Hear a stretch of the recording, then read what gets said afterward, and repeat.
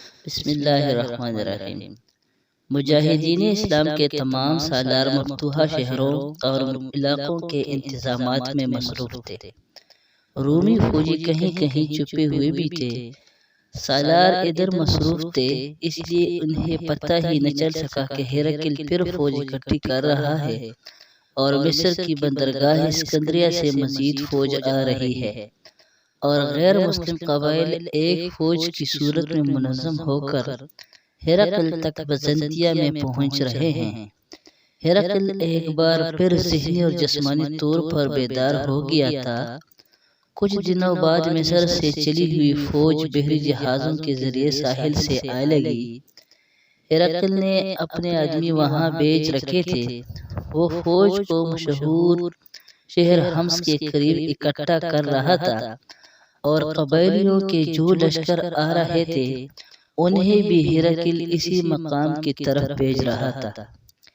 اس ساری فوج کا کمانڈر ہرقل کا اپنا بیٹا قسطنطین تھا۔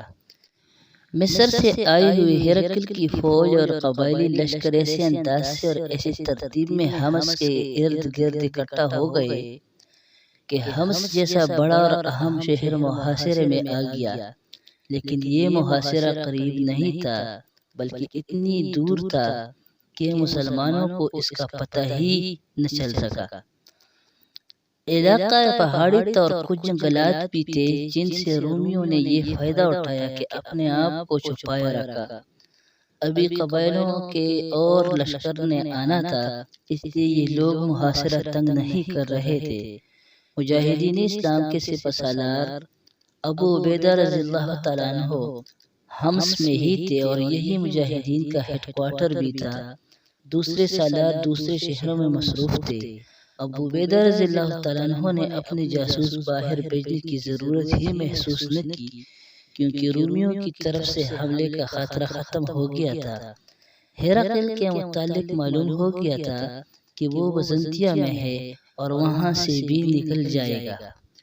ایک روز ابو عبیدہ رضی اللہ تعالیٰ عنہ کو کسی طرح معلوم ہوا کہ رومی ایک بار پھر منظم ہو کر حمص کے قریب آ رہے ہیں یا آنے کا ارادہ رکھتے ہیں۔ یہ غیر مصدقہ اطلاع تھی۔ ابو عبیدہ رضی اللہ تعالیٰ عنہ نے حدید کو بلایا۔ پہلے بیان ہو چکا ہے کہ حدید جاسوسی اور شب خون مارنے میں خصوصی مہارت اور جرأت رکھتا تھا۔ حدید بن مومن حضرت حکم ملتے ہی اپنے سالار کے پاس پہنچا۔ سپہ سالار ابو عبیدہ رضی اللہ تعالیٰ عنہ نے اسے کہا کہ وہ حمص سے دور دور جا کر دیکھے کہ رومی فوج کہیں موجود ہے۔ سپہ سالار نے اسے وہ ساری خبریں سنائی جو انہوں نے سنی تھی۔ حدید یہ حکم لے کر چلا گیا اور ایک عام سا کسان کا بیس بدل کر گھوڑے پر سوار ہوا اور اپنے مشن پر نکل پڑا۔ شہزادی شارینہ حدید کی محبت میں گرفتار تھی، لیکن جب سے حدید اسے یہاں لایا تھا وہ حدید کو دیکھ بھی نہیں سکی تھی۔ یہ فیصلہ ہو چکا تھا کہ حدید اور شارینہ کی شادی کرا دی جائے گی، لیکن جنگ کی صورتحال ابھی اجازت نہیں دے رہی تھی۔ شارینہ حدید کو دیکھنے کو بھی ترس رہی تھی۔ حدید جب گھوڑے پر سوار ہو کر جا رہا تھا تو شارینہ نے اسے دور سے دیکھ لیا۔ وہ حدید کی طرف اٹھ دوڑی اور اسے پکارنے لگی۔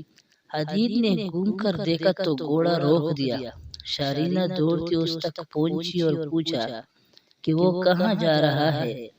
حدید نے شارینہ سے کہا کہ وہ اپنے کام سے جا رہا ہے اور وہ واپس چلی جائے، لیکن شارینہ نے گلے شکوے شروع کر دیے کہ وہ اسے ملتا نہیں اور کبھی اس نے آ کر اسے دیکھا بھی نہیں۔ حدید نے اسے بتایا کہ وہ صبح و شام مصروف رہتا ہے۔ حدید ایک خفیہ مشن پر جا رہا تھا جو وہ شارینہ کو نہیں بتانا چاہتا تھا، لیکن شارینہ نے گھوڑے کے آگے ہو کر لگام پکڑ لی اور بچوں جیسی ضد کرنے لگی کہ وہ اسے بتائے وہ کہاں جا رہا ہے۔ حدید کو بھی آخر اس وقت اس سے محبت تھی۔ وہ اس کی اتنی پیاری ضد سے متاثر ہو گیا اور اسے بتایا کہ وہ اپنے سپہ سالار کے ایک شک کے مطابق کچھ دور دیکھنے جا رہا ہے کہ واقعی رومی فوج قریب آ گئی ہے یا یہ ایک افواہ تھی جو سپہ سالار کے کانوں تک پہنچ گئی ہے۔ شارینہ نے اب یہ ضد شروع کر دی کہ وہ بھی اس کے ساتھ جائے گی۔ حدید کو یہ منظور نہ تھا۔ حدید نے اسے بہت سمجھایا لیکن وہ نہیں مان رہی تھی۔ حدید گھوڑے سے اترا، شارینہ کو اپنے بازو میں لے کر بڑے پیار سے سمجھایا کہ وہ واپس چلی جائے اور اس کے فرائض میں مخل نہ ہو۔ بڑی تگ و دو کے بعد حدید نے شارینہ کو راضی کر لیا کہ وہ واپس چلی جائے۔ شارینہ وہاں سے آہستہ آہستہ نہ چلی بلکہ دوڑ پڑی۔ حدید نے اللہ کا شکر ادا کیا کہ وہ چلی گئی ہے۔ وہ گھوڑے پر سوار ہوا اور آگے کو چل پڑا۔ وہ گھوڑا دوڑا نہیں رہا تھا، گھوڑا معمول کی چال چل رہا تھا۔ وہ زیادہ دور نہیں تھا کہ اسے کسی گھوڑے کی ٹھاپ سنائی دی۔ اس وقت وہ ایک چٹان کی اوٹ میں تھا۔ کوئی سوار گھوڑا سرپٹ دوڑاتا آ رہا تھا۔ حدید کو خیال آیا کہ سپہ سالار نے ہی کسی سوار کو پیغام دے کر اس کے پیچھے بھیجا ہوگا۔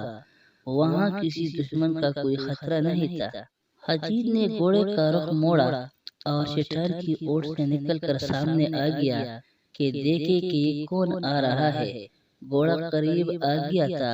سوار نے سر اور چہرے پر کپڑا لپیٹ رکھا تھا۔ سوار نے قریب آ کر گھوڑا روکا تو حدید نے دیکھا کہ یہ تو شارینہ ہے۔ وہ پریشان ہو گیا اور شارینہ سے کہا کہ وہ واپس چلی جائے۔